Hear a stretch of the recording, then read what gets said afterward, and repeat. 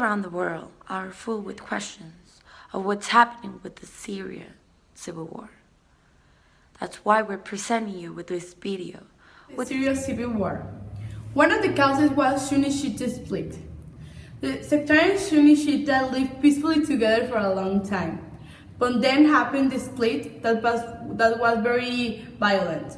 According to the independent Daily News, the Kingdom of Saudi Arabia is ruled by the Sunni-Shia monarchy, known as the House of the Saudis, with the 9% of the population adherents of their leader's faith.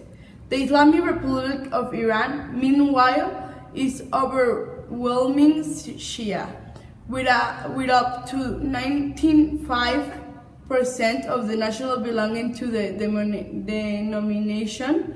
So both claim to be the true leaders of the Muslims and the pure Islamic sectarians.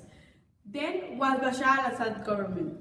Therefore, the longer conflict continues in Syria, the more it's important to understand the split, not just between the main oppositional parties, but also the extension of the region.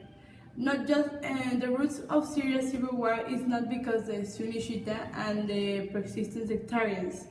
There are at least two more explanations of the Syrian civil war. One of the problems was the ex-president of Assad. First was his father that ruled for 30 years and modernized the country with a lot of money, but at the cost of a brutal depression. Bashar al-Assad came into power as his father died in 2000. At the first, this convinced people he was different, but he didn't last. Because then he pressed up the restriction of the free speech, isolated the economy, and left it clear that democratic rules wasn't in his plans. 12 years of depression has to pass before thousands of civilians start to anti-regime protest. Political and social movements on its region, and it has exponential growth encouraged with Arab awakening. Following the example of Egyptians and Tunisians took the streets to demand reforms. And it happened in the beginning of the conflict in 2011 was because the Arab Spring. This was because it was a protest spreading by all Arab countries asking for more democracy. As you see, the Arab world also is a divide in countries have a general tendency. When it reached Syria, the civilians want the President Bashar al-Assad to resign the presidency, as well as the end of Ba'ath Party rule that has the last early 5 days of the Syrian civil war.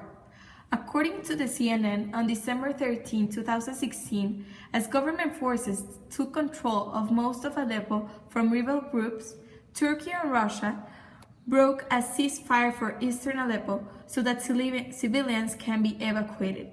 The UN Security Council holds an emergency session amid reports of mounting civilian deaths and extrajudicial killings.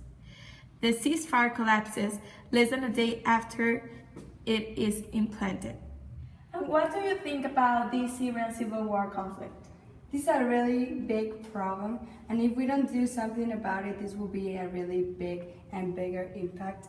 Problem that hasn't ended, and we don't know if this will end. So right now, we just need to know why this is happening and how we can help the Syrian civilians.